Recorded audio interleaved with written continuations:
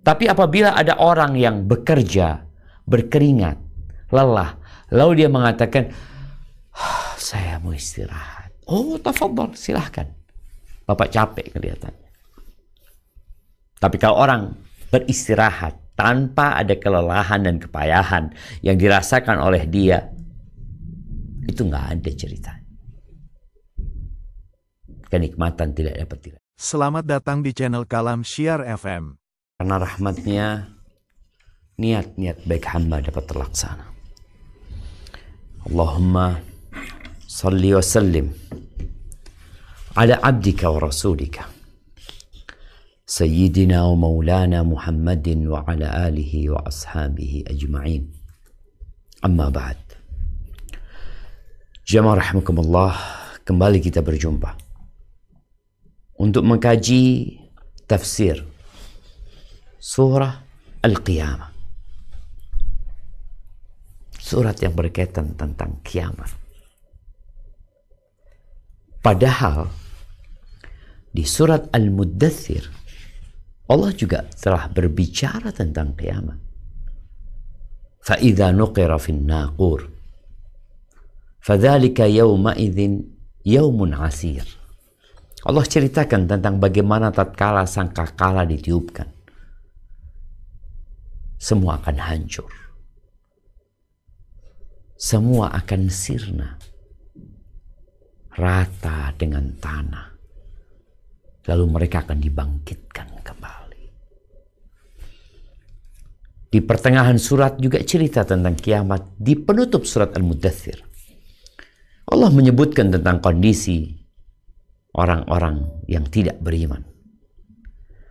Allah mengatakan, kalla bal la yakhafuna al-akhirah. Mereka nggak takut dengan akhirat. Mereka mau masuk surga tanpa beramal. Mereka berpikir bahwa bersenang-senang itu bisa dilakukan tanpa berlelah-lelah. Akal siapa yang bisa menerima? Otak mana yang dapat mencerna bahwa kesenangan dan kelezatan diraih tanpa berlelah-lelah? Di mana? Ajma'atil uqala min kulli ummah.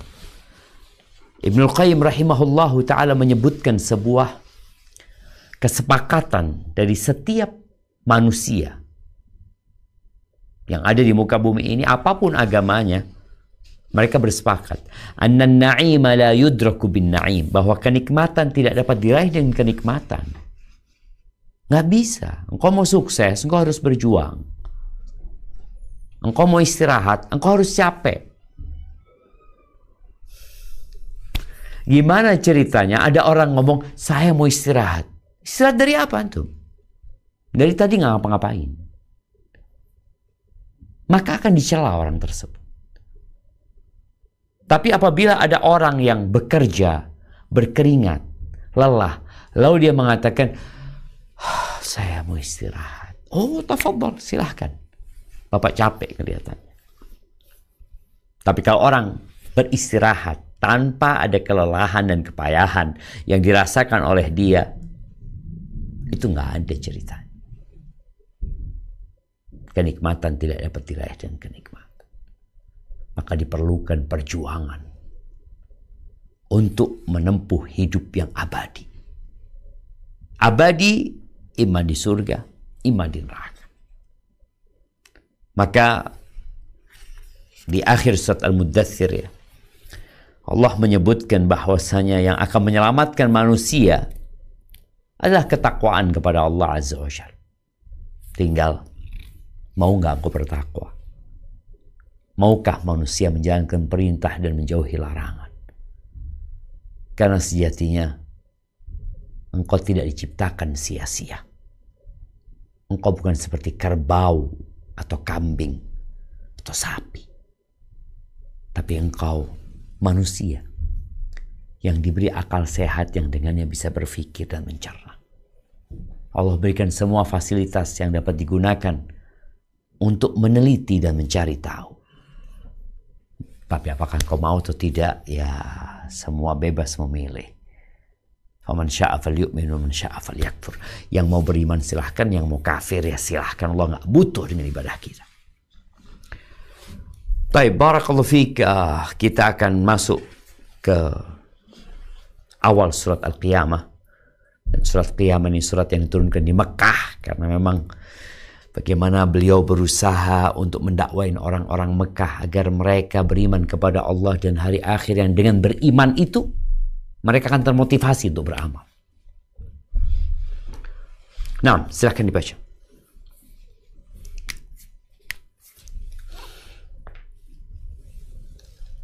Bismillah, tafsir surah Al-Qiyamah dari kitab Lubabut Tafsir min Ibn Katsir, karya Dr. Abdullah bin Muhammad Al-Syaikh hafidhahullahu ta'ala. Al-Qiyamah, hari kiamat, surah Makkiyah. Bismillahirrahmanirrahim. La uqsimu biyawmil qiyamah wa la uqsimu bin nafsil lawwamah. Ayahsabul insanu allan najma'a 'idhamah. Bala qadirina 'ala an tusawwiya bananah. Bal yuridul insanu liyafjura amamah. Yas'alu ayyana yawmul qiyamah. Fa idza bariqal basar wa khasafal qamar wa jumi'a asy-syamsu wal qamar yaqulul insanu yawma idzin aynal mafar. Kalla la wazar ila rabbika yawma idzinil mustaqar. Yunabba'ul insanu yawma idzin bima qaddama wa akhkhar. Balil insanu ala nafsihi basirah walau alqa ma'adzirah. Dengan menyebut nama Allah yang Maha Pemurah lagi Maha Penyayang. Aku bersumpah dengan hari kiamat, dan aku bersumpah dengan jiwa yang amat menyesali dirinya sendiri. Apakah manusia mengira bahwa kami tidak akan mengumpulkan kembali tulang belulangnya? Bukan demikian. Sebenarnya kami kuasa menyusun kembali jari jemarinya dengan sempurna. Bahkan manusia itu hendak berbuat maksiat terus-menerus. Dia bertanya, bilakah hari kiamat itu? Maka apabila mata terbelalak ketakutan, dan apabila bulan telah hilang cahayanya, dan matahari dan bulan dikumpulkan, pada hari itu manusia berkata, kemana tempat lari? Sekali-kali tidak ada tempat berlindung. Hanya kepada Rabb-Mu sajalah pada hari itu tempat kembali. Pada hari itu diberitakan kepada manusia apa yang telah dikerjakannya dan apa yang dilalaikannya. Bahkan manusia itu menjadi saksi atas dirinya sendiri, meskipun dia mengemukakan alasan-alasannya. Barakallahu fikum. Kita tahu kiamat memiliki banyak nama. At-Tammah, As-Sakhah, Al-Qari'ah, Al-Azifah, As-Sa'ah. Nama-nama yang beragam ini untuk satu peristiwa. Peristiwa di mana manusia akan dibangkitkan kembali setelah kehancuran dunia ini. Qiyamah, bangkit mereka dari kuburnya. Untuk dihisab dan dimintain pertanggungjawaban atas apa yang dia amalkan. Kadangkala kita ini hanya dikasih fasilitas yang tidak banyak. Kita harus mempertanggungjawabkan. Bagaimana dengan fasilitas yang ada di tubuh kita yang Allah berikan? Bagaimana jaminan rizki yang sudah ditetapkan? Maka hal ini menjadi cemeti bagi kita agar melakukan introspeksi diri. Ya, orang-orang yang tidak beriman, kita akan melihat mereka tenggelam dalam kumbang-kumbang kemaksiatan kepada Tuhan, tidak mentauhidkan Allah Azza wa Jalla, apalagi mau mengamalkan amalan yang lainnya, maka Allah membuat sebuah sumpah untuk menunjukkan kepada keagungan sesuatu. Nah, lanjutkan. Telah disampaikan berulang kali bahwa jika objek yang dijadikan sasaran sumpah itu dinafikan, maka boleh digunakan kata la sebelum kata sumpah untuk menguatkan penafian. Dan yang menjadi objek sumpah di sini adalah penetapan hari kebangkitan dan bantahannya terhadap para hamba Allah yang tidak berpengetahuan, yang mengaku bahwa jasad-jasad ini tidak akan dibangkitkan. Maka itu Allah Tabaraka wa Ta'ala berfirman, La uqsimu biyaumil qiyamati wa la uqsimu bin nafsil lawwamah. Aku bersumpah dengan hari kiamat, dan aku bersumpah dengan jiwa yang amat menyesali dirinya sendiri. Qatadah mengutarakan, aku bersumpah dengan keduanya secara keseluruhan. Barakallahu fikum. Ada yang berpendapat bahwa la itu maknanya tidak. Dalam ayat ini ya, aku tidak bersumpah dengan hari kiamat. Nggak perlu dibuat sumpah. Atau sesuatu yang pasti terjadi, ada apa disumpahi? Ada yang berpendapat seperti itu. Kiamat itu sudah pasti.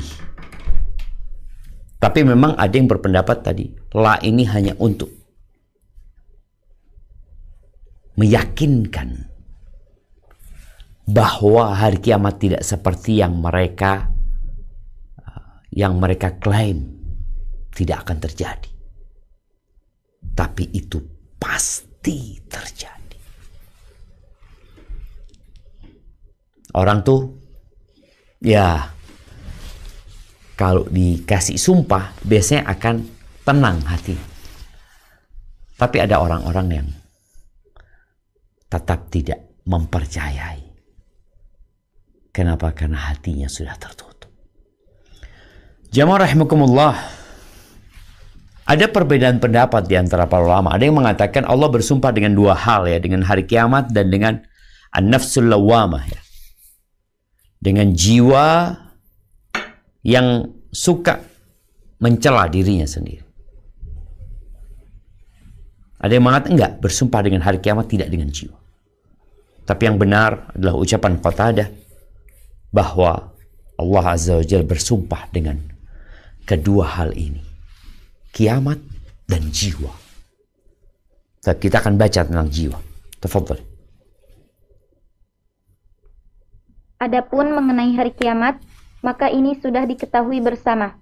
Sedangkan an-nafsul lawwamah, maka Qurrah bin Khalid berkata dari Al-Hasan Al-Basri rahimahullah mengenai ayat ini. Sesungguhnya orang mukmin, demi Allah, kami tidak melihatnya melainkan dia mencela dirinya sendiri. Yang aku maksud dengan kalimatku ini adalah sama seperti apa yang aku maksud dengan makanku. Ya, ini ada terjemahan yang perlu diperbaiki.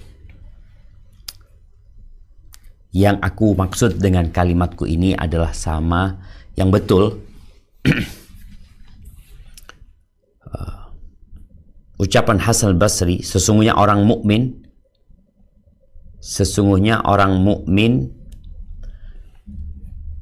demi Allah kami tidak melihatnya melainkan dia mencela. Enggak, ini sudah ada di atasnya. Nah, sesungguhnya orang mukmin demi Allah kami tidak melihatnya melainkan ia mencela dirinya sendiri. Tapi setelah itu di situ disebutkan yang aku maksud dengan kalimatku ini adalah sama seperti apa yang aku maksud dengan makananku. Diperbaiki, ditulis, kemudian mencela dirinya sendiri kasih apa? Penjelasannya dalam kurung menyalahkan.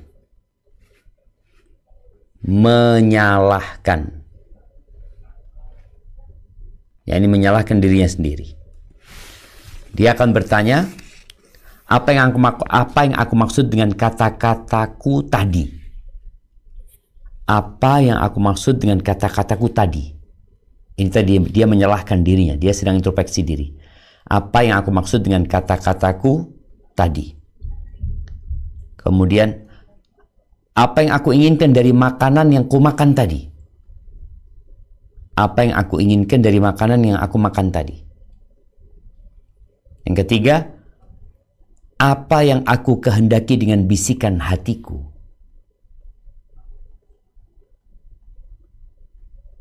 Apa yang aku kehendaki dengan bisikan hatiku?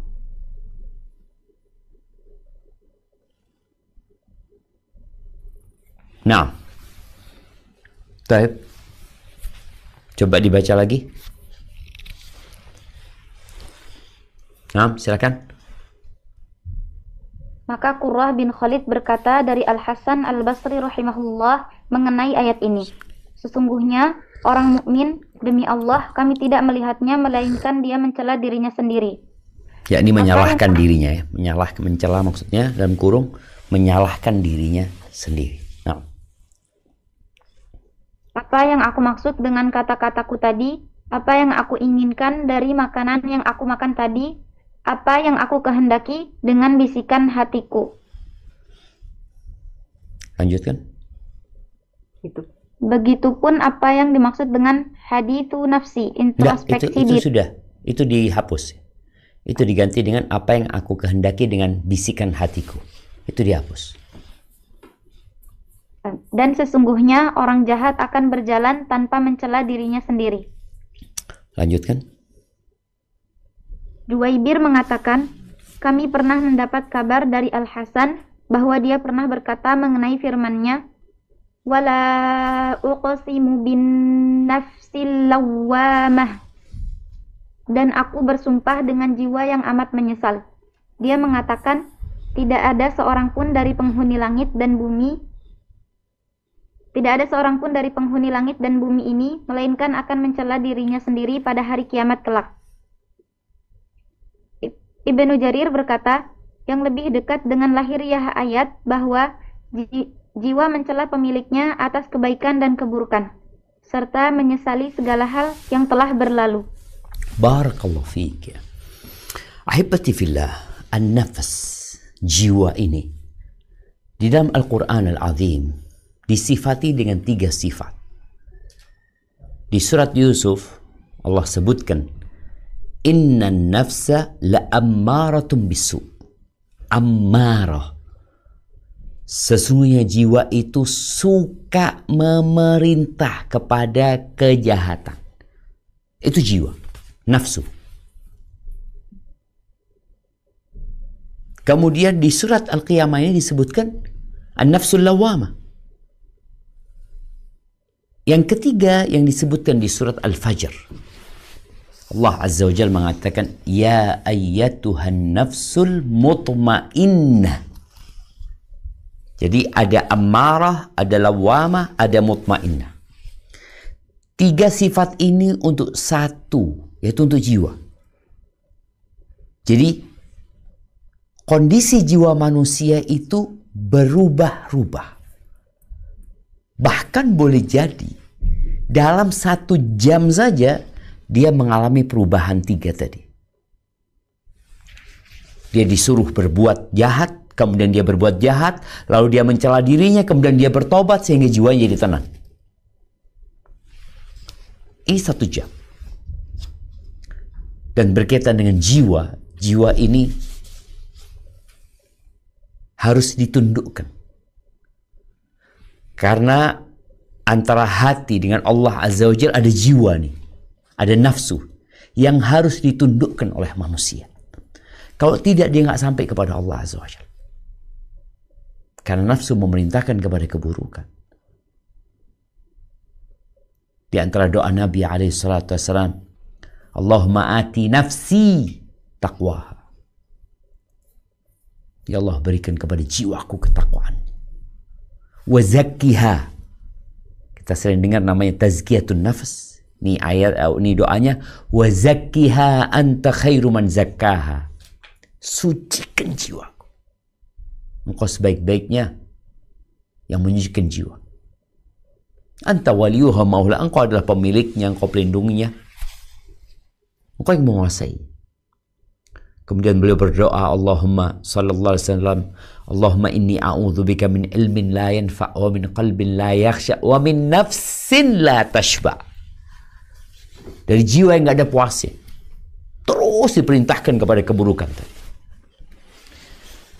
Di khutbatul hajah yang sering kita dengar, Nabi alaihi salatu wasallam mengatakan, wa na'udzu billahi min syururi anfusina. Kami berlindung kepada Allah dari kejahatan jiwa kami. Ada efek samping buruknya jiwa. Dia punya sifat yang nggak baik. Maka Allah Azza wa Jalla mengatakan, fa amma man athara al-hayata ad-dunya fa idza ja'at at-tammatul kubra yawma yatadhakkaru al-insanu ma sa'a wa burrizatil jahimu liman yara fa amma man tagha wa athara al-hayata ad-dunya fa innal jahima hiyal ma'wa wa amma man khafa maqama rabbih wa nahan nafsa 'anil hawa. Adapun orang yang takut dengan persidangan di hadapan Tuhannya, kemudian dia mencegah nafsunya dari keinginan-keinginannya. Jadi jiwa ini harus ditundukkan, bukan diikuti kemauannya, sehingga kita diperbudak oleh nafsu kita sendiri. Yang kedua, kondisi lawamah yang senantiasa melakukan introspeksi. Lawamah ini boleh jadi pujian, boleh jadi celaan. Jadi pujian tatkala dia menyalahkan dirinya kenapa tidak berbuat baik. Tapi jadi celaan ketika jiwanya mencela dirinya, kenapa engkau tidak melakukan dosa ini, dosa itu, padahal ada kesempatan. Ya terkadang ada orang-orang yang kasih tahu, kau kenapa nggak ikut tadi malam? Aduh, acaranya keren, bagus, padahal isinya dosa. Kemudian dia menyesali, ya kenapa kau nggak ikut gitu. Jadi tercela. Namun apabila dia mencela dirinya, menyalahkan dirinya karena ketaatan yang tidak dia lakukan, jadi terpuji. Kita harus berjuang memohon kepada Allah dan menundukkan jiwa kita. Jiwa yang kadang-kadang nggak ada puasnya. Yang ketiga, al-mutmainnah, yang sudah taat dan nurut ya. Sebagaimana Nabi SAW mengatakan, qum ya Bilal fa'arihna bis shalah. Bilal, bangun Bilal, bikin kami istirahat dengan sholat. Bukan dari sholat, tapi dengan sholat. Bagaimana kondisi jiwa jamaah hari ini? Di sini disebutkan ada, semuanya akan pada hari kiamat akan menyalahkan dirinya. Orang yang baik akan menyalahkan dirinya, kenapa nggak tambah baik? Orang yang berbuat jahat akan menyalahkan dirinya, kenapa dia kok tidak meninggalkan kejahatan itu? Tapi udah nggak ada guna. Adapun al-mutmainnah yang udah tenang dalam ketaatan. Jadi ada orang yang berbuat ketaatan sudah seperti tabiatnya. Artinya ketaatan itu menjadi kesenangan dia. Kalau dia nggak puasa sunnah, ya Allah aku belum puasa sunnah. Senang dia berbuat ketaatan. Itulah kondisi jiwa yang paling diharapkan ya. Yang dengannya insya Allah, sebagaimana firman Allah, ya ayyatuhan nafsul mutmainnah, irji'i ila rabbiki radiyatan mardiyah. Fadkhuli fi ibadi wadkhuli jannati.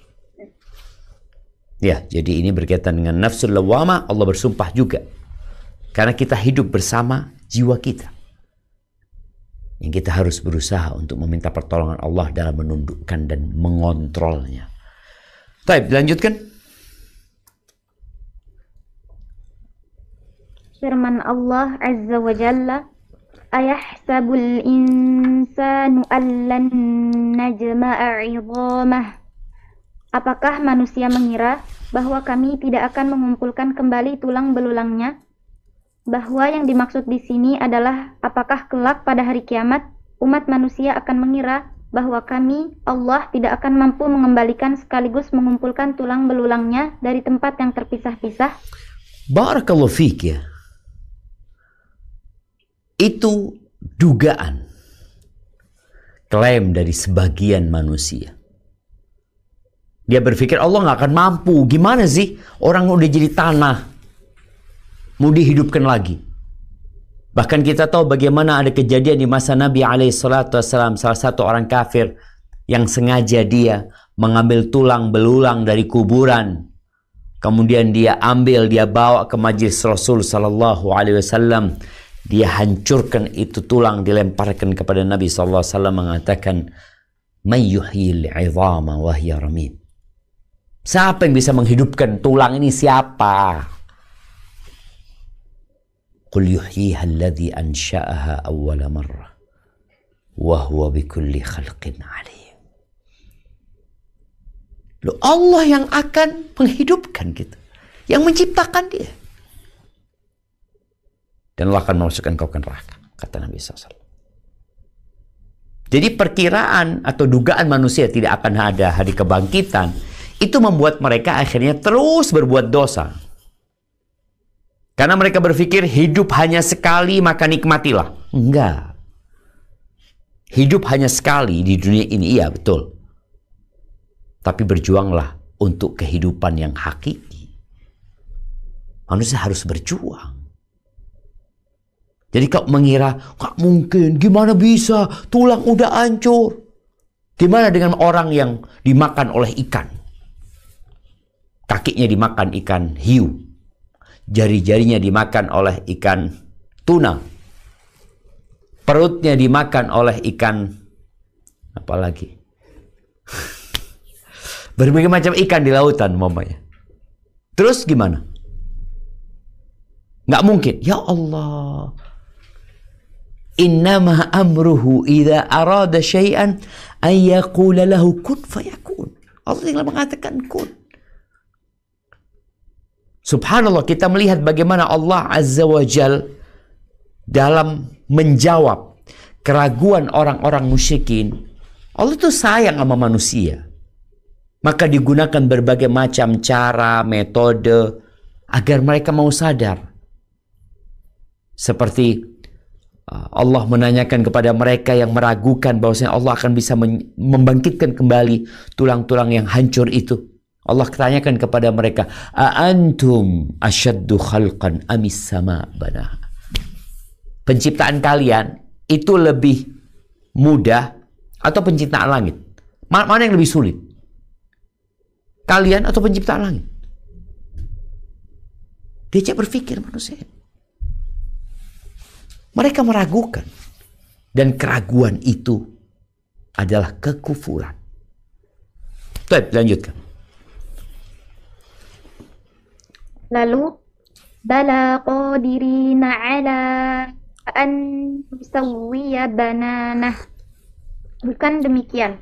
Sebenarnya kami kuasa menyusun kembali jari jemarinya dengan sempurna. Sa'id bin Jubair dan Al-Aufi berkata dari Abdullah bin Abbas, kami Allah mampu membuatnya beralas kaki ataupun bertelanjang kaki. Demikian itu pula lihat, ini sesuatu yang parah jemaah. Terjemahannya beralas kaki ataupun bertelanjang kaki. Yang disebutkan dalam ucapan Ibnu Abbas radhiyallahu anhu, an naj'aluhu khuffan aw hafiran. Menjadikan jari-jarinya itu, ya beralas kaki itu mungkin langsung diganti, membuatnya seperti kaki onta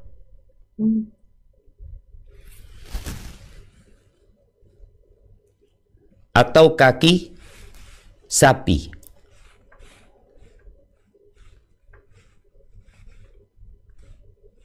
Nah, kaki onta atau kaki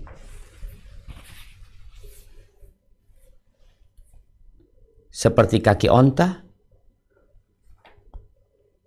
atau bukan kaki onta atau kaki kuda. Khuf itu adalah telapak kaki hewan berkuku lunak ya. Khuffan itu seperti kaki kakinya onta nggak apa-apa, onta, sapi, kambing sama aja, yang kukunya terbelah, atau hafiran, seperti kuda. Nah, terjemahannya, membuatnya, kami Allah mampu membuatnya seperti hewan berkuku belah, atau tadi seperti onta, jari-jarinya seperti onta.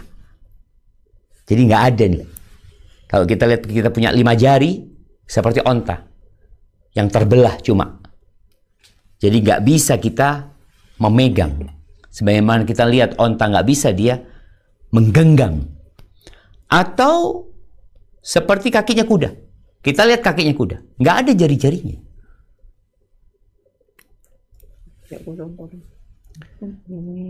Ya, kami Allah mampu membuatnya seperti kaki sapi, nggak apa-apa, atau seperti kuda. Nah, dilanjutkan. Kami Allah mampu membuatnya seperti kaki sapi atau kaki kuda. Demikian itu pula yang dikemukakan oleh Mujahid, Ikrimah, Al-Hasan, Qatadah, Ad-Dhahhak, dan Ibnu Jarir.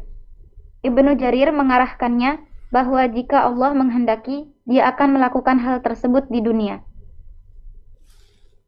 Lanjutkan.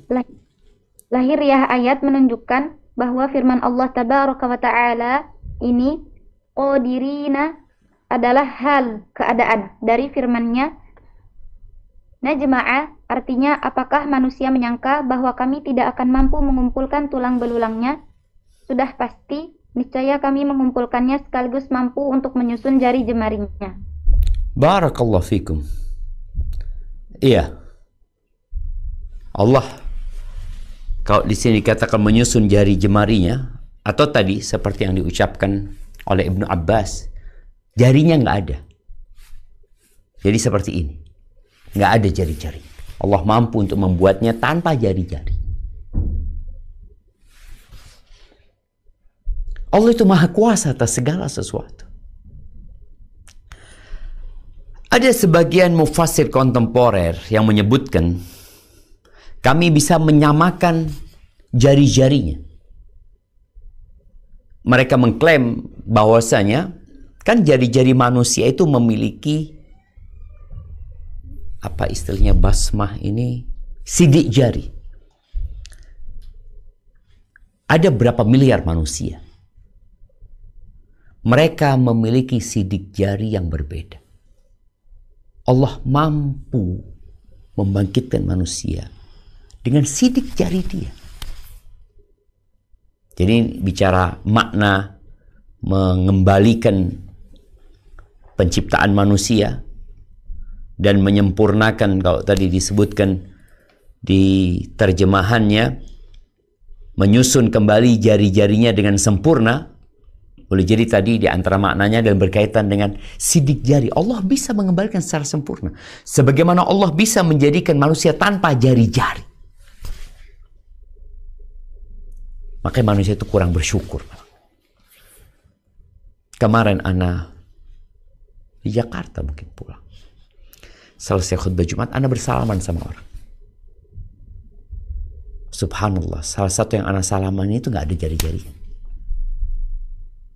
Ana pegang, ya Allah. Di situ kita sadar atas nikmat jari-jari yang Allah berikan. Atau tatkala engkau melihat ada orang yang tanpa jari-jari. Ahibbati fillah. Ayat ini adalah jawaban untuk keraguan orang-orang musyrikin atas kekuasaan Allah Azza wa Jalla. Padahal Allah mencipta setiap hari di muka bumi ini banyak ciptaan-ciptaan yang baru. Ya, maka dibutuhkan kita berdoa meminta hidayah. Ihdinas siratal mustaqim. Karena terkadang sesuatu yang nyata, sesuatu yang benar-benar bisa dibuktikan, sesuatu yang dilihat oleh manusia, kadang-kala orang mendustakan. Nabi Ibrahim dilemparkan ke api, selamat Nabi Ibrahim. Mereka juga nggak masuk Islam. Orang-orang musyrikin Quraisy melihat itu yang namanya rembulan terbelah. Iqtarabatis sa'atu wan syaqqal qamar. Beriman mereka? Enggak juga. Mereka mengatakan, oh mata kami disihir. Bayangin. Baik, kita lanjutkan. Dengan kata lain, kekuasaan kami mampu melakukan amal tadi pengumpulan terhadapnya. Bahkan jika menghendaki, kami mampu membangkitkannya dengan menambahkan lebih dari apa yang ada padanya sebelumnya. Serta kami akan menjadikan ujung jemarinya sama rata. Itulah makna ungkapan Ibnu Qutaibah dan Az-Zujaj. Barakallahu fikum. Nah, lanjutkan. Firman Jalla wa'ala, bal yuridul insanu liyafjura amamah. Bahkan, manusia itu hendak berbuat maksiat terus-menerus. Sa'id mengatakan dari Ibnu Abbas, berjalan terus. Sedangkan Al-Aufi mengutarakan dari Ibnu Abbas, liyafjura amamah, hendak berbuat maksiat terus-menerus. Maksudnya adalah angan-angan. Manusia berkata, aku akan melakukan ini, kemudian bertaubat sebelum hari kiamat. Ali bin Abi Thalhah menceritakan dari Ibnu Abbas, yaitu orang kafir yang mendustakan hari perhitungan. Demikian pula pendapat Ibnu Zaid, inilah pengertian yang lebih jelas. Barakallahu fikum. Al-insan dalam ayat ini yang jelas adalah orang-orang kafir yang terus berbuat dosa. Ad-dunya sijnul mu'min wa jannatul kafir. Surga, bumi atau dunia ini adalah penjara buat orang-orang beriman dan surga buat orang-orang kafir. Jadi mereka terus berbuat dosa. Mereka nggak kenal dengan halal haram. Tapi boleh jadi yang dimaksud juga orang beriman.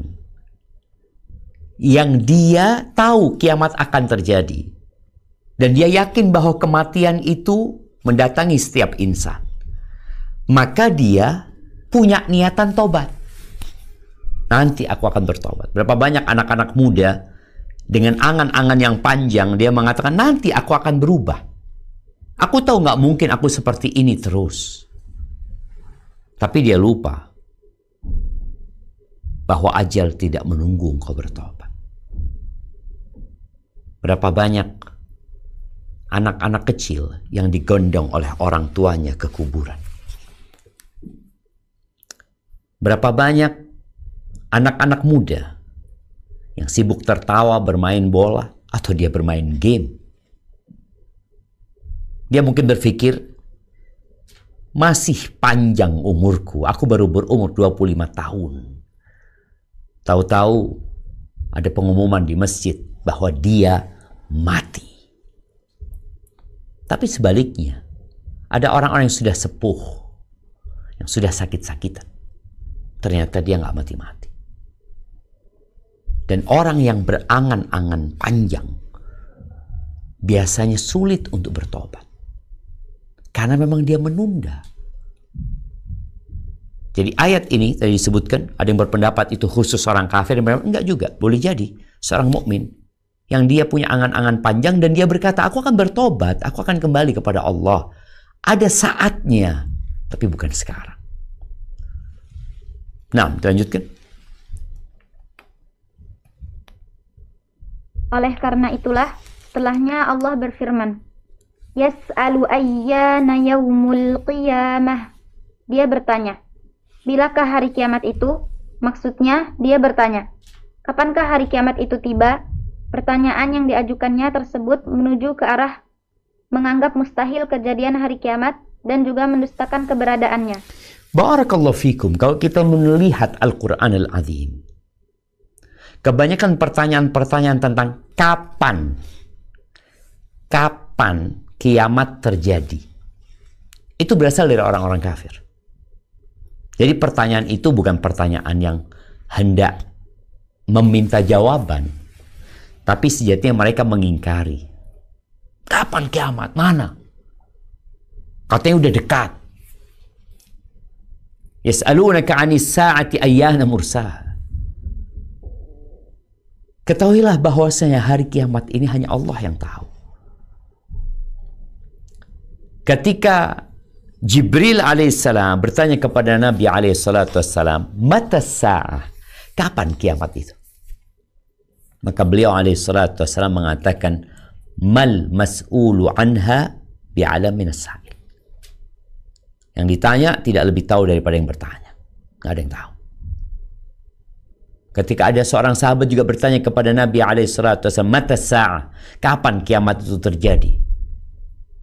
Nabi alaihissalam tidak menjawab, tapi beliau mengatakan, madza a'datta lis-sa'ah? Apa yang kau persiapkan untuk hari kiamat? Itu pertanyaan bukan orang yang mengingkari, tapi dia ingin tahu. Adapun pertanyaan orang-orang musyrikin, rata-rata adalah pengingkaran mereka. Taib, kapan terjadi? Allah sebutkan. Tafadhali. Di sini Allah berfirman, "Fa'idza bariqal basar." Maka apabila mata terbelalak. Abu Amr bin Al-Ala membaca bariqah dengan harokat kasrah pada huruf ra. Apa yang difirmankan olehnya ini seperti halnya firmannya, la yartaddu ilaihim tarfuhum, sedang mata mereka tidak berkedip. Quran Surah Ibrahim ayat 43. Maksudnya adalah, tapi mereka melihat lantaran terkejut, begini dan begitu.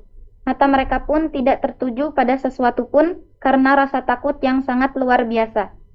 Ahli qiraat lainnya membaca baraqah dengan menggunakan harokat fathah pada huruf ra, dan kata tersebut mempunyai pengertian yang sangat dekat dengan arti yang pertama. Barakallahu fiikum. Lanjut. Maksudnya, sungguh semua mata terbelalak pada hari kiamat, kelak dengan penuh rasa kekhusyuan, bingung, keheranan, dan merasa hina karena rasa takut yang mencekam, serta karena kedahsyatan berbagai hal yang mereka saksikan. Allahu Akbar. Kita tuh kalau melihat sesuatu yang menakutkan, mengherankan, nggak dalam bayangan kita. Apa yang akan terjadi? Mata akan menatap, bingung. Tidak tahu apa yang harus diperbuat. Penuh dengan kehinaan, ketundukan. Ternyata apa yang dikatakan benar-benar terjadi. Kiamat ketika terjadi, begitu kondisi mata manusia, penglihatan manusia. Mereka akan terbelalak, melotot, bingung. Baik, kemudian firman Allah tabaraka wa ta'ala, wa khasafal qamar, dan apabila bulan telah hilang cahayanya, yakni tidak lagi bercahaya. Wa jumi'asy syamsu wal qamar, sedang matahari dan bulan dikumpulkan. Mujahid mengatakan, yakni menjadi satu bulan. Dalam menafsirkan ayat di atas, Ibnu Zaid membaca ayat-ayat berikut ini. Idza syamsu kuwirat wa idzan nujumu kadarat. Apabila matahari digulung dan apabila bintang-bintang berjatuhan. Quran Surat At-Takwir ayat 1-2. Barakallahu fikum. Mentari dan rembulan ini sepanjang sejarah penciptaan tidak pernah dikumpulkan. Mereka berada di rotasinya masing-masing. Tapi akan ada hari dikumpulkan mentari dan rembulan. Rembulan hilang cahayanya. Itu yang akan terjadi nanti. Kita melihat mentari salah satu ciptaan Allah yang menjadi penopang kehidupan manusia. Sehingga ada yang menyembah matahari. Ada pula yang menyembah rembulan. Ada yang menyembah planet-planet yang ada. Kelak benda-benda luar angkasa itu akan berubah. Dikumpulkannya rembulan dan mentari di dalam neraka. Di beberapa hadis Nabi SAW. Boleh jadi karena memang Dua benda itu menjadi bahan bakar neraka. Yang kedua, Allah ingin membuat mereka yang selama ini menyembah mentari dan rembulan sadar bahwa yang mereka lakukan benar-benar sebuah kesesatan yang nyata. Benda ciptaan Allah yang kalau Allah mau bakar, Allah bakar, Allah mau hilangkan, Allah hilangkan, disembah sama mereka. Itu akan terjadi nanti. Nah, lanjutkan. Firman Allah Subhanahu wa taala, yaqulul insanu yawma idzin ainal mafar. Pada hari itu manusia berkata, kemana tempat lari? Jika anak cucu Adam telah menyaksikan peristiwa yang mengerikan itu pada hari kiamat kelak, maka mereka hendak melarikan diri dan berkata, kemana tempat berlari? Yakni, adakah tempat berlindung? Allah berfirman, kalla la wazar ila rabbika yawma idzinil mustaqar. Sekali-kali tidak ada tempat berlindung. Hanya kepada Rabbmu sajalah pada hari itu tempat kembali. Ibnu Mas'ud, Ibnu Abbas, Sa'id bin Jubair, dan yang lain dari ulama salaf mengatakan, yakni tidak ada keselamatan.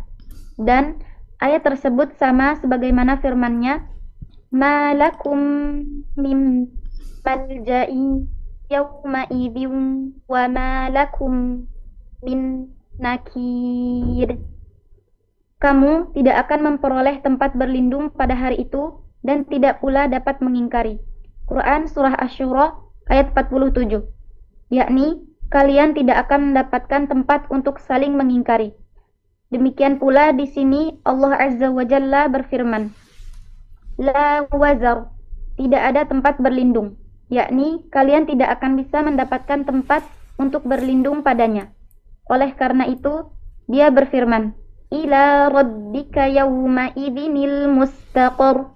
Hanya kepada Rabbmu sajalah pada hari itu tempat kembali, yakni tempat kembali. Barakallahu fikum. Di sini ada ucapan kalian tidak akan mendapatkan tempat untuk saling mengingkari. Boleh jadi maknanya yang lebih tepat adalah laisa lakum makan tatanakkaruna fihi. Kalian nggak punya tempat untuk menyembunyikan diri kalian. Gak punya. Jadi ketika kiamat terjadi, mau kemana engkau? Apabila ada peristiwa yang menakutkan di muka bumi ini, tsunami, gempa, manusia sudah punya tempat untuk bersembunyi. Ada yang bikin bunker-bunker di dalam tanah. Ada juga, kalau kita lihatnya di gedung-gedung tinggi itu, udah dikasih tahu apabila terjadi sesuatu, jangan pakai lift, gunakan tangga darurat. Kemudian juga ada tempat titik kumpul yang sudah dibuat. Semua itu dibuat dalam rangka menyelamatkan diri. Tapi di akhirat nggak ada. Engkau mau lari kemana ketika kiamat terjadi? Engkau mau lari ke gunung. Gunungnya Allah hancurkan. Engkau mau lari ke tempat yang datar. Buminya diguncangkan. Mau kemana? Nggak ada tempat menyelamatkan diri. Nggak ada tempat bersembunyi. Semuanya akan dikumpulkan oleh Allah Azza wa Jalla.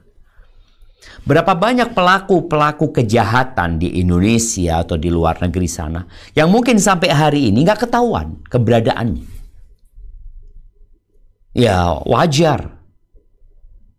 Kondisi buminya masih banyak tempat bersembunyi. Bisa masuk ke dalam gua, bisa mungkin mengganti identitasnya. Ada banyak tempat bersembunyi. Tempat menyelamatkan diri. Tapi nanti pada hari akhir nggak ada. Nggak ada. Bahkan kita tahu Allah akan membuat bumi ini rata. Nggak ada orang yang dapat menyembunyikan dirinya. Apalagi kondisinya mereka ketakutan. Melotot matanya. Shock dengan apa yang terjadi. Nggak bisa kemana-mana orang itu. Seperti orang tatkala ada singa yang muncul. Dia lagi jalan, tahu-tahu muncul singa. Apa yang akan terjadi sama dia? Dia melotot, diam aja dia. Nggak bisa kemana-mana. Lanjutkan. Kemudian dia Jalla wa'ala berfirman, Yunabba'ul insanu yawma idzin bima qaddama wa akhar. Pada hari itu diberitakan kepada manusia apa yang telah dikerjakannya dan apa yang dilalaikannya. Maksudnya adalah Allah memberitahukan seluruh amal perbuatannya, baik yang lama maupun yang baru, yang pertama maupun yang terakhir, kecil maupun besar, demikian seterusnya. Allahu Akbar jemaah.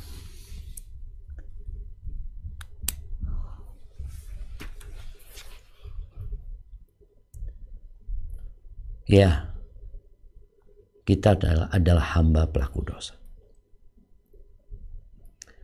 Kita adalah hamba yang lemah. Berapa banyak keutamaan yang kita abaikan. Dan berapa banyak dosa-dosa yang kita remehkan.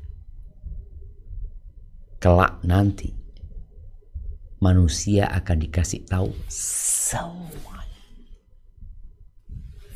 Ma yalfidhu min qawlin illa ladaihi raqibun atid.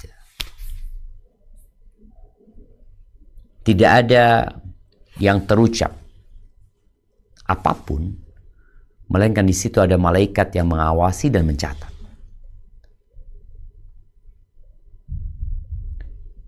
Orang akan mendapatkan buku.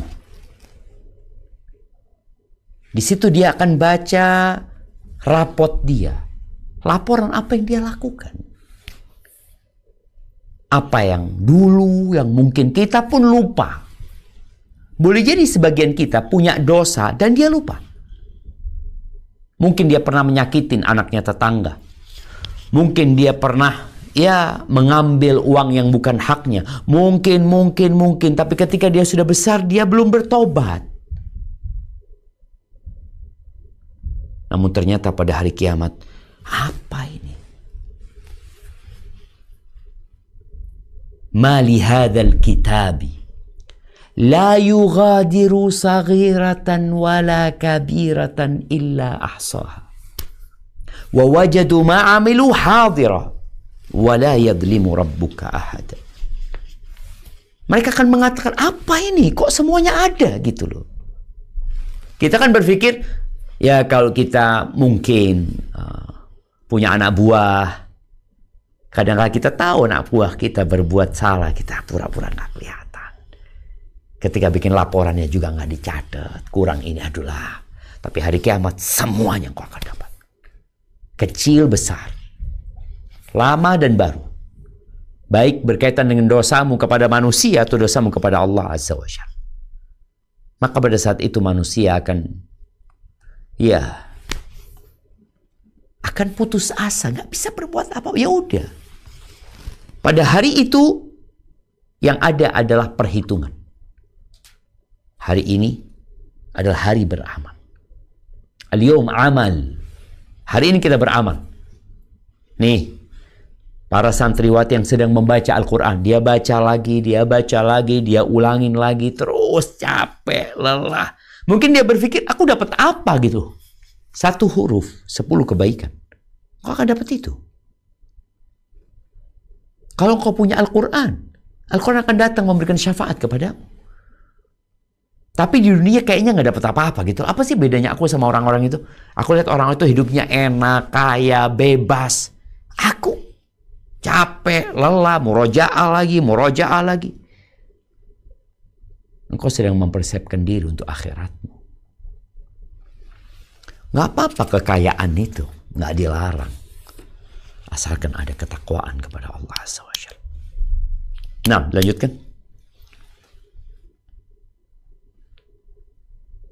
Dia berfirman, balil insanu ala nafsihi basiratun walau alqa ma'adzirah. Bahkan manusia itu menjadi saksi atas dirinya sendiri, meskipun dia mengemukakan alasan-alasannya. Maksudnya, dia menjadi saksi bagi diri sendiri dengan mengetahui apa yang dia lakukan, meskipun telah memberi alasan dan penolakan. Sebagaimana firman Allah Azza wa Jalla, "Iqra' kitabaka kafa binafsikal yawma 'alaika hasiba." Bacalah kitabmu, cukuplah dirimu sendiri pada waktu ini sebagai penghisap terhadap dirimu. Quran Surat Al-Isra ayat 14. Ali bin Abi Thalhah mengatakan dari Ibnu Abbas ihwal ayat, balil insanu ala nafsihi basirah. Bahkan manusia itu menjadi saksi atas dirinya sendiri. Dia mengatakan, yakni pendengaran, pandangan, kedua tangan, kedua kaki, dan juga seluruh anggota tubuhnya. Barakallahu fikum. Ana tahu siapa Ana. Ana tahu dengan apa yang Ana lakukan. Iya, tapi Ana berusaha untuk kelihatan baik,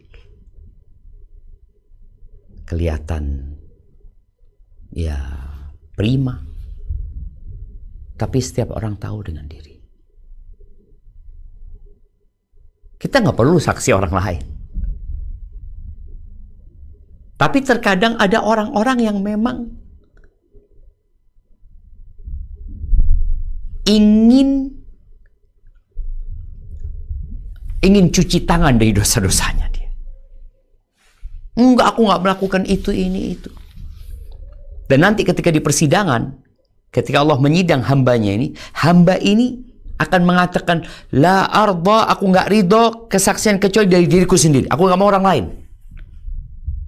Kan kalau kita lihat di muka bumi ini, persidangan-persidangan yang dilakukan untuk membuktikan seorang itu salah atau tidak, biasanya dibutuhkan dua alat bukti.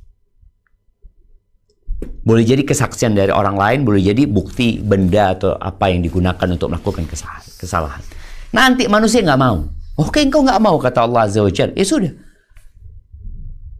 La arda syahidan illa min nafsi. Aku tidak mau kesaksian kecuali dari diriku sendiri. Ya udah, dirimu yang akan bersaksi. Engkau tahu tapi engkau nggak mau mengaku. Maka dibungkam mulutnya. Yang akan berbicara adalah tangannya, kakinya, kulitnya. Wallah jemaah, kalau kita lihat CCTV, orang itu masih mengingkari kadang. Enggak, ini bukan aku, ini AI. Mungkin dia mau, enggak, ini bukan aku. Ini bikinan orang. Tapi ketika yang berbicara adalah kulitmu, engkau mau ngomong apa? Maka hendaklah seorang hamba itu sebelum hari kiamat ini terjadi, hendaklah dia mempersiapkan diri. Dengan apa? Ya dengan beramal soleh. Engkau mengemukakan alasan apapun, aku enggak ini itu, Allah tahu. Dan di sana tidak ada pengacara yang engkau bisa hadirkan dengan uang yang kau miliki, atau dengan harta yang berlimpah engkau bisa membayar hakimnya. Betapa banyak jaksa yang akhirnya masuk penjara. Tidak sedikit hakim-hakim yang kemudian mendekam di penjara karena dia menerima suap. Nanti nggak bisa. Nggak ada cerita itu. Maka Allah katakan, balil insanu ala nafsihi basira walau alqa ma'adhira. Udah nggak bisa engkau. Nggak ada alasan yang bisa engkau berikan. Alasannya, ya engkau minta maaf sama Allah. Kapan? Ya ketika engkau masih hidup. Kalau engkau sudah mati, udah nggak bisa. Orang-orang itu ketika mati, qala rabbi rji'un, kembalikan aku ke dunia, la'alli a'malu salihan fima taraktu, agar aku bisa beramal soleh untuk yang telah aku tinggalkan, yang seharusnya aku lakukan. Ketika Allah Azza wa Jalla memerintahkan untuk bersedekah, wa anfiqu mimma razaqnakum min qabli an ya'tiya ahadakumul maut fayaqulu rabbi laula akhartani ila ajalin qarib. Apa yang dia inginkan? Fa'asaddaq. Aku ingin sedekah. Nggak bisa tapi. Itulah jamaah yang bisa kita kaji pada kesempatan kali ini berkaitan dengan awal surat Al-Qiyamah. Surat yang bercerita tentang kiamat. Surat yang menjelaskan bahwa bumi ini tidak punya masa depan. Jangan sibuk membangun di sini. Jangan sibuk berebut di sini. Karena semua yang kau bangun, semua yang dikuasai dan kau dapatkan akan rata sama tanah. Barakallahu fiik. Mungkin kita masuk ke sesi tanya jawab dan kembalikan ke moderator. Tafadhalina. Nah Ustaz, jazakallahu khairan Ustaz. Ana bacakan pertanyaan yang masuk Ustaz. Assalamualaikum warahmatullahi wabarakatuh. Waalaikumsalam warahmatullahi wabarakatuh. Ustaz Hayakumullah izin bertanya, qadarullah beberapa bulan belakangan ini berat badan ana naik Ustaz. Alhamdulillah, baguslah. Masya Allah. Masya Allah. Dari masih gadis sampai menikah, dan ketika hamil ana gemuk. Biasanya setelah melahirkan akan kurus lagi karena capek dan kesibukan mengurus anak dan lainnya Ustaz. Namun qadarullah saat ini anak berat badan naik dan suami cemberut dan tidak mengajak anak bicara Ustaz, menatap dengan tatapan tidak suka. Sesekali malah buang muka Ustadz, sehingga akhirnya Ana sempat nanya kenapa ke suami, dan akhirnya suami juga menyampaikan bahwa beliau nggak nyangka ada di titik ini Ustadz. Terus Ana nanya maksudnya seperti apa, dan beliau menyampaikan di tahap nggak suka ngelihat anak karena gemuk, begitu Ustadz disampaikan. No. Secara belak-belakan Ustadz. Ya. Ana juga sudah ikhtiar untuk olahraga, namun tetap saja kalimat tidak suka itu diulang terus-menerus Ustadz, mengatakan ilfil gitu Ustadz. Ya. Mohon nasihatnya Ustadz. Jazakumullah khairan Ustadz. Barakallahu fiik. Ketika Nabi alaihi salatu wasallam ditanya, khairun nisa, siapa sih wanita yang terbaik? Ternyata yang pertama beliau jabarkan untuk para sahabat, allati idza nadharta ilaiha sarratka, yang apabila engkau memandang kepadanya dia menyenangkan hati. Ada laki-laki yang suka dengan wanita gemuk, maka jangan jadi wanita kurus. Karena ini kembali kepada suaminya. Ada, karena nggak bisa dipungkiri ya, orang laki itu punya selera yang berbeda-beda.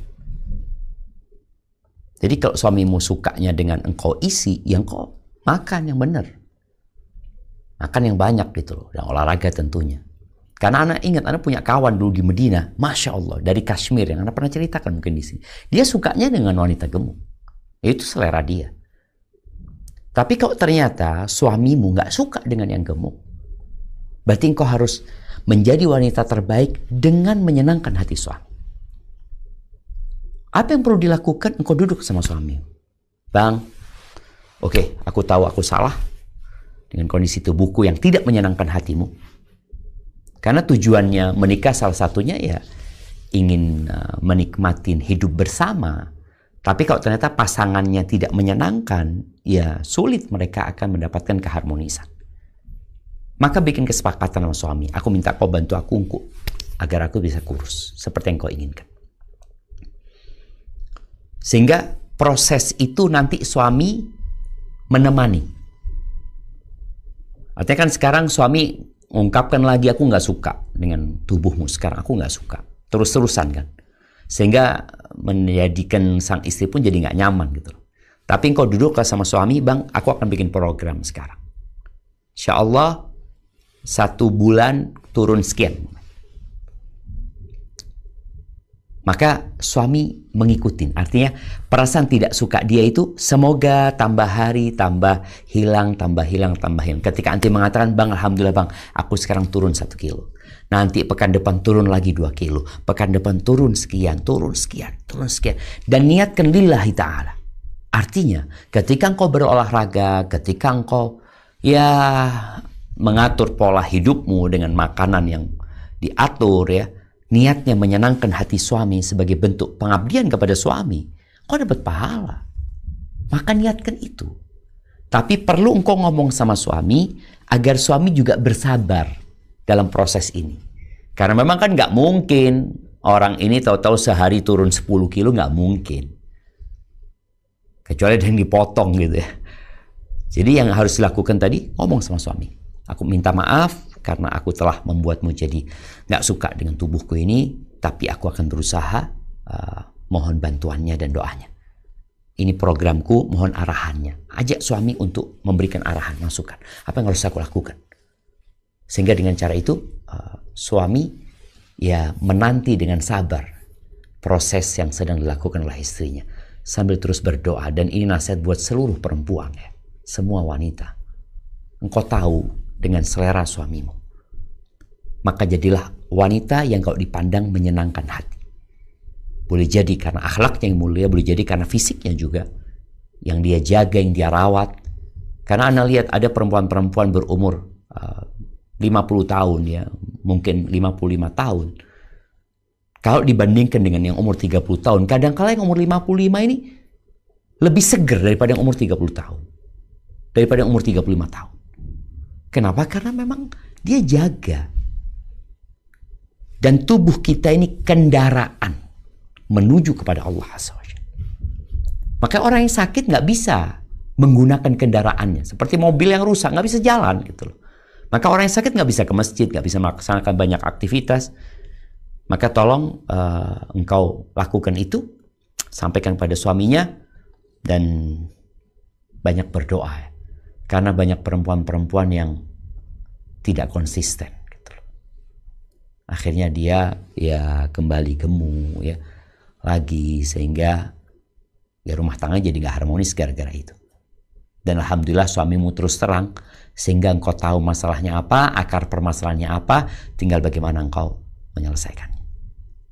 Barakallahu fikna. Nah Ustaz, jazakumullah khairan Ustaz. Pertanyaan berikutnya Ustaz. Nah, bismillah. Assalamualaikum warahmatullahi wabarakatuh Ustaz. Waalaikumsalam warahmatullahi wabarakatuh.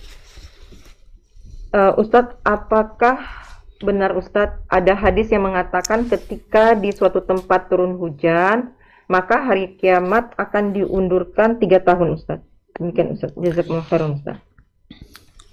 Wallahu alam ya, Anda nggak tahu ya. Anda nggak tahu dengan hadis itu.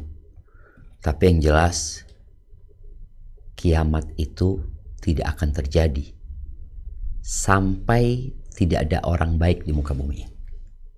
Nggak ada lagi yang mengatakan Allah, Allah ya. Nggak ada lagi yang tawaf di rumah Allah Azza wa Jalla. Tidak lagi yang berangkat haji wala umrah. Sehingga nanti Ka'bah itu akan dihancurkan satu persatu. Rata sama tanah. Nggak ada lagi sudah. Itu baru akan terjadi kiamat nantinya setelah itu. Tapi kalau yang berkaitan dengan turunnya hujan, Anda nggak tahu. Barakallahu fikna. Nah Ustaz, jazakumullah khairan Ustaz. Pertanyaan berikutnya. Assalamualaikum warahmatullahi wabarakatuh Ustaz. Waalaikumsalam warahmatullahi wabarakatuh. Izin bertanya Ustadz, dalam ayat 14 disebutkan manusia menjadi saksi atas dirinya sendiri. Bagaimana cara kita memahami persaksian diri Ustadz? Apakah itu berupa kesadaran batin atau anggota tubuh yang berbicara di hadapan Allah Ustadz? Demikian Ustadz. Jazakumullah khairan Ustadz. Barakallahu fikum. Naam ahibati fillah. Kalau bicara manusia menjadi saksi atas dirinya sendiri, ya pada hakikatnya manusia itu tahu dengan apa yang dia lakukan. Jadi kan ada yang namanya evaluasi diri ya. Dia tahu aku itu kayak gini, aku mamanya hari ini. Seorang bisa mengatakan ya aku tadi nggak sholat duha, aku tadi nonton TikTok, aku tadi ngelihat Instagram, aku tadi sibuk dengan WhatsAppku ya. Atau dia bisa, itu dirinya, dengan dirinya sendiri. Nah tapi pada hari kiamat, tadi udah disebutkan ya, bahwasanya boleh jadi yang dimaksud dengan balil insanu ala nafsihi basirah, di mana pendengarannya akan memberikan kesaksian. Matanya juga akan memberikan kesaksian. Kedua tangannya, kedua kakinya, dan anggota tubuh yang lainnya. Itu yang akan terjadi pada hari kiamat nantinya. Dan banyak orang sibuk dengan aibnya orang lain. Biasanya orang yang menyibukkan diri dengan aibnya orang lain, dia sejatinya banyak aibnya. Tapi dia sedang berusaha untuk menutupi dirinya dengan menyebutkan aibnya orang lain. Orang itu tahu dengan aibnya. Tapi tadi ya, seperti itu manusia. Jadi seperti yang dimaksud dengan ayat yang tadi kita baca. Barakallahu fikum.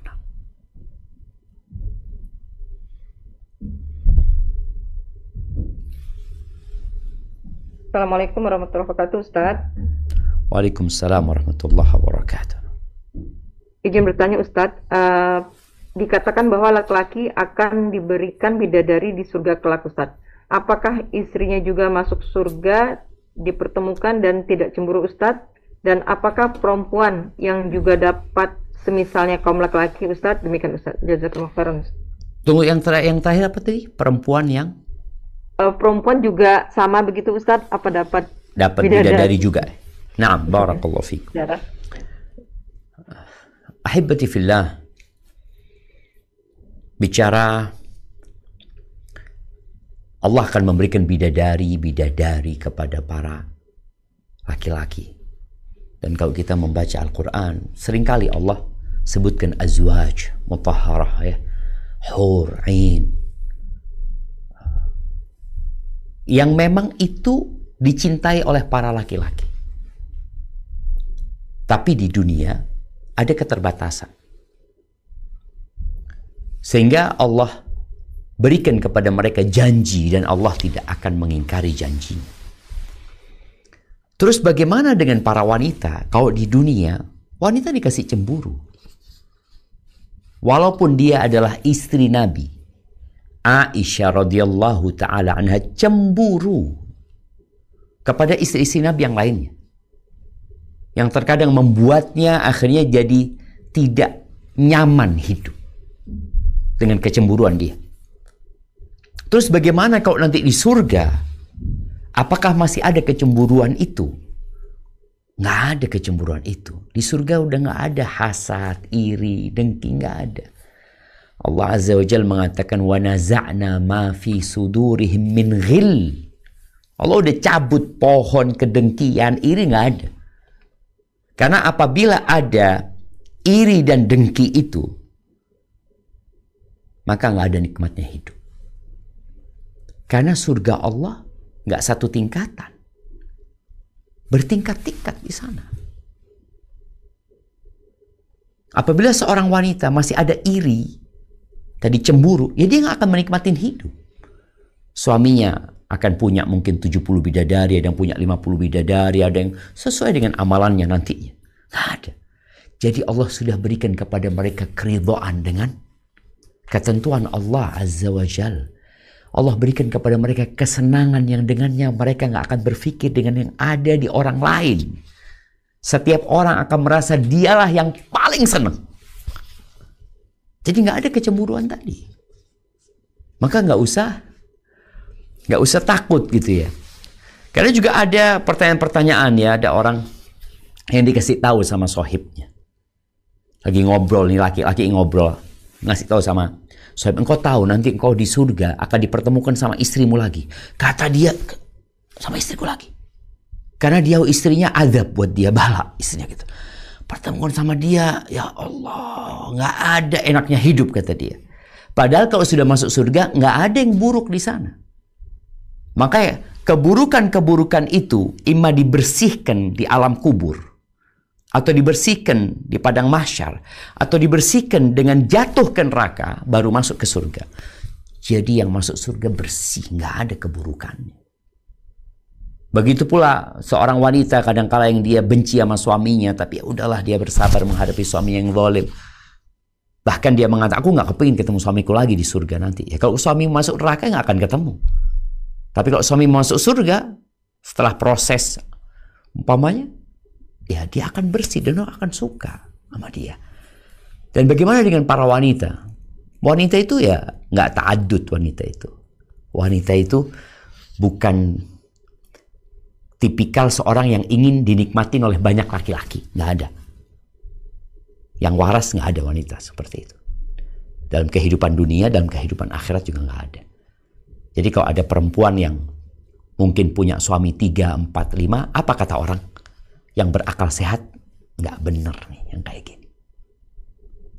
Makanya juga di surga nggak akan ada yang seperti itu. Namun setiap wanita akan punya suami. Laisa fil jannati a'zab. Kata Nabi SAW, nggak ada jomblo di surga, nggak ada. Ada perempuan yang sampai mati nggak punya pasangan. Iya. Tapi kalau masuk surga, Allah akan kasih pasangan buat dia. Dan sekali lagi para jamaah ya, khususnya para ummahat ya. Kita itu kadangkala fokus dengan satu permasalahan di dunia ini, lupa dengan nikmat-nikmat Allah yang lainnya. Yang menyebabkan orang itu hidup dalam kesengsaraan gitu loh. Maka berusaha untuk melihat nikmat Allah secara keseluruhan. Sehingga musibah yang menimpamu dengan nikmat yang Allah berikan gak sebanding sebenarnya. Dan kau akan bisa menjalani hidup dengan ridha, dengan ketentuan Allah SWT. Hadza wallahu a'lam bissawab. Nah. Jazakumullah khairan Ustaz. Pertanyaan berikutnya Ustaz.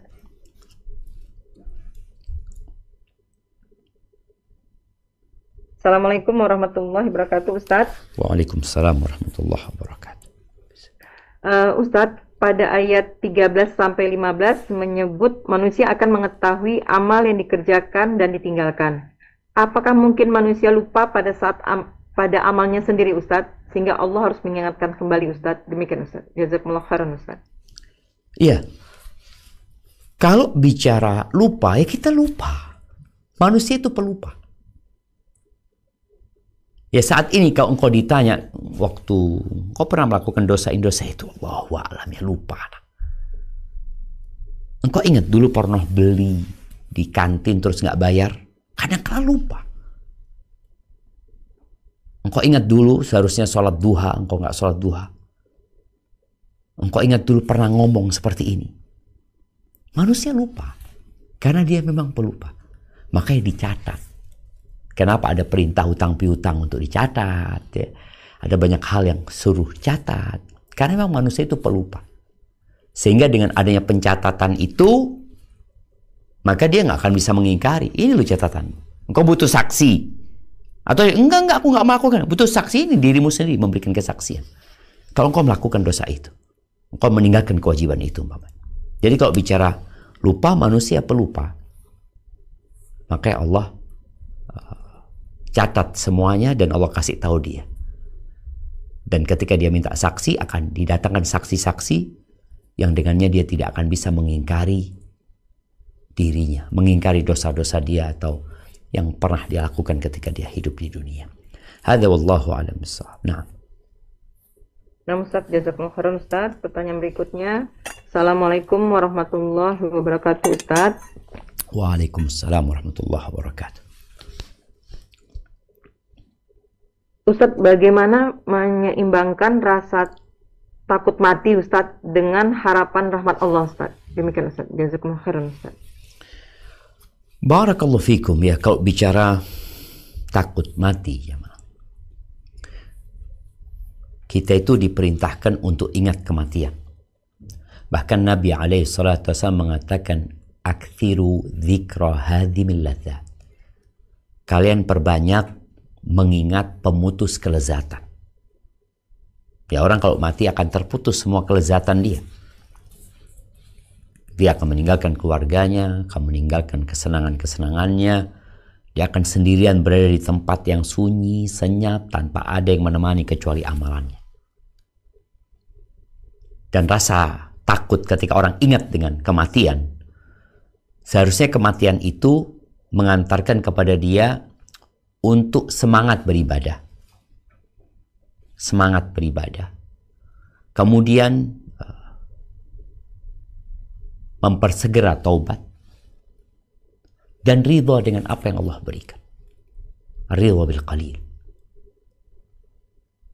Dia tidak banyak angan-angannya, tapi dia memiliki amal yang banyak. Ketika dia punya uang, dia berpikir gimana ini aku bawa pulang.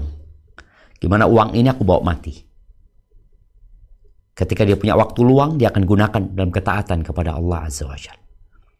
Jadi, takut dengan kematian hendaklah mengantarkan manusia kepada ketaatan yang bertambah, pertaubatan yang dipercepat, angan-angan yang diperpendek. Bukan berarti dia miskin, enggak. Kita tahu bagaimana para sahabat Nabi, mereka ada yang kaya di antara mereka. Dan itu tidak dicela asalkan mereka bertakwa. Jadi ingat matinya hendaklah mengantarkan kepada menambah ketaatan. Tapi kalau orang ingat mati, takut mati gimana ya, aku nanti keluar rumah kalau ketabrak. Mati itu nggak ada urusan dengan ditabrak. Ada orang yang divonis sama dokter, engkau sakit seperti ini. Oh, berarti aku mau mati. Nggak ada urusan penyakit dengan kematian. Nggak ada urusan.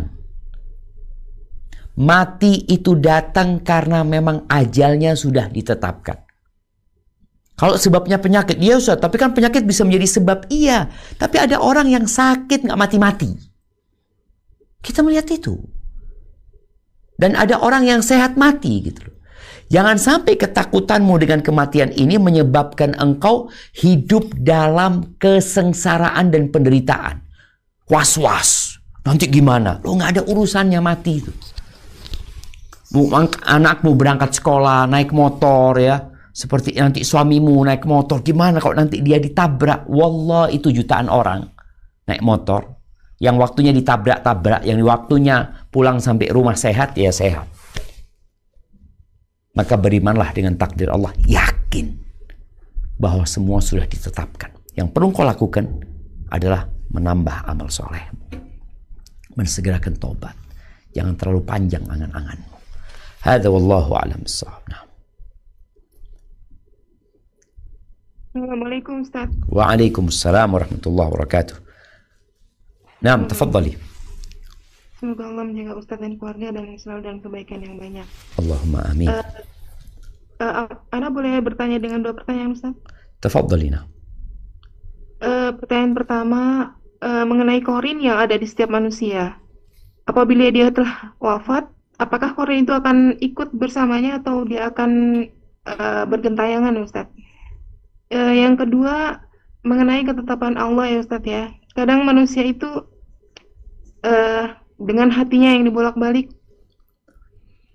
dia percaya dengan adanya ketetapan Allah, tapi di sisi lain dia selalu berucap pasti ada usaha. Dengan usaha itu Allah akan merubah ketetapannya. Itu bagaimana Ustaz? Syukuran Ustaz. Masya Allah, barakallahu fiik. Berkaitan dengan qarin ya, yang mendampingi manusia. Apakah ketika manusia mati kemudian qarin itu ikut mati? Wallahu a'lam, nggak ada keterangan yang Anda ketahui tentang hal itu. Kalau bicara gentayangan, ya bukan gentayangan. Kan bahasa gentayangan itu kan seakan-akan ruhnya manusia yang bergentayangan. Anda nggak tahu makna gentayangan yang dimaksud tadi.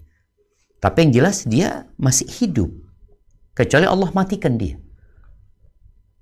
Dan Allah mematikan bangsa jin itu. yang tidak mati sampai hari kiamat itu hanya iblis gitu. Yang tidak mati, yang dikasih waktu sampai hari kiamat adalah iblis. Adapun jin, mereka ada waktu matinya sesuai dengan ajal yang Allah tetapkan buat mereka.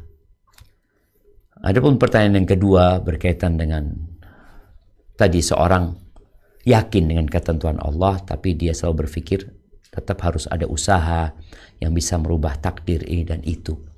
Ya, sebenarnya iman seseorang dengan takdir Allah Azza wa Jalla itu harus berdampingan dengan iman dia dengan perintah Allah Azza wa Jalla untuk berusaha. Allah Azza wa Jalla mengatakan, "Huwallazi ja'ala lakumul arda dhalulan famshu fi manakibiha wa kulu min rizqi." Disuruh kalian cari rizki gitu loh, cari. Jadi kita beriman bahwa takdir Allah telah ditetapkan. Kita juga beriman bahwasanya ada perintah yang harus dikerjakan. Jadi ada yang harus diyakini, ada yang harus dikerjakan. Maka iman itu adalah keyakinan, pembenaran dengan hati manusia, ucapan dengan lisan, dan perbuatan dengan raga kita. Jadi seorang yang meyakini dengan hatinya, lalu dalam pikiran dia, tapi anak tetap harus berusaha dengan raga anak, itu iman. Karena takdir itu rahasia ilahi.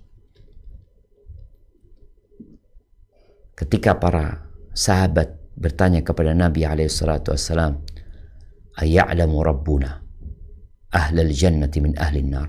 Allah udah tahu nggak siapa di antara kita yang masuk surga dan siapa yang masuk neraka? Kata Nabi SAW, "Nah, Allah tahu." Terus gimana? Buat apa kita beramal? Ya udah, kita serahkan dengan apa yang sudah Allah ketahui. Kata Nabi SAW, "I'malu. I'malu. Beramallah kalian." Tugas kalian beramal gitu. Fakullun muyassarun lima khuliqalahu. Semua akan dimudahkan untuk apa dia diciptakan sesuai dengan ilmu Allah Azza wa Jalla. Tapi tugas manusia adalah beramal gitu. Jadi ketika seorang sedang sakit, berobatlah. Semoga engkau sembuh. Jadi berobat ini termasuk iman. Kemudian ketika orang itu hidupnya susah, miskin ya, dikatakan engkau usahalah gitu loh. Siapa tahu Allah kasih rezeki kepadamu yang lebih, kata dia. Bukan dia mengatakan, oh kayaknya takdirku itu miskin. Lu nggak ada yang tahu sama takdirmu. Ada orang kaya, Allah takdirkan bangkrut, jatuh miskin. Ada. Dan ada orang miskin yang mungkin dia sudah putus asa dengan kehidupan ini, tapi dia terus berusaha, tahu-tahu Allah jadikan dia sukses. Jadi ingat, kita beriman dengan takdir baik dan buruk. Baik dan buruk ya. Karena sebagian orang kalau buruk beriman, kalau baik mengatakan usahaku. Enggak. Engkau sukses juga takdir Allah. Bersyukurlah kepada Allah. Jadi beriman dengan takdir baik dan buruk, kemudian melaksanakan perintah Allah Azza wa Jalla. Apabila ada sesuatu yang tidak menyenangkan yang terjadi, ya katakan qadarullah wa ma syaa fa'al. Tapi tetap kita beriman bahwa kita diperintahkan berusaha, kita diperintahkan berdoa. Hasilnya bukan urusan kita, urusan Allah Azza wa Jalla. Sepertinya itu menjadi pertanyaan penutup pertemuan kita hari ini. Yang benar dari Allah Azza wa Jalla, yang salah dari diri anak pribadi, Allah dan Rasul terbebaskan dari kesalahan itu. Allahumma anfa'na bima 'allamtana wa 'allimna ma yanfa'una wa zidna ilman. Subhanakallahumma wa bihamdika asyhadu an la ilaha illa anta astaghfiruka wa atubu ilaik. Sampai berjumpa kembali. Wassalamualaikum warahmatullahi wabarakatuh.